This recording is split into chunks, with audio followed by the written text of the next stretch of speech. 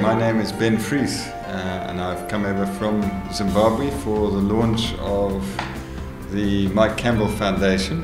A very new foundation which is there for the restoration of justice, the rule of law and human rights in Zimbabwe and the Southern African region. My father-in-law stood up and was killed in the process, and we want to continue to stand up and build on the legacy that he started to build when he was alive. It's a great honor to have people that have been through the mill before us, with Paul Negrut from Romania and Archbishop Sentimul from Uganda. Never forget those who are under oppression and persecution. I think that if we turn our back to those who are now suffering, we fail to do our duty before God and before other people. You know, dictators would like to make people feel that they are alone, they are forgotten, nobody cares for them. So we want our Zimbabwe friends to know that they are not alone, they are not forgotten. The people of Zimbabwe have paid a high price. And may God hear our prayer for peace and justice in that beautiful land. And may the present basket case become once again the bread basket of Southern Africa. And I want to say, please God, come and free your people from slavery. The cry is for how long? How long?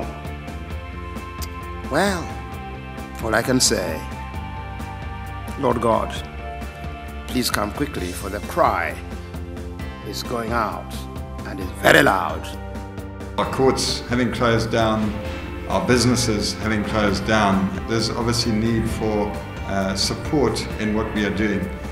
Paying international lawyers, going to international courts takes quite a bit of money, and we've been very fortunate in having some amazing legal people help us up until now. But we need support from the legal world. We need the expertise from the international legal community so that we can hold people accountable. I think over $1 trillion has gone into Africa in the post-independent era, and still there are more people needing to have their wounds bound up. And what we're looking at is to go to the source of where those wounds have actually sprung from, and try to look at mechanisms, look at institutions, look at people who are going to stand for justice in those nations. Yeah, when we booked this hall, which seats 750 people,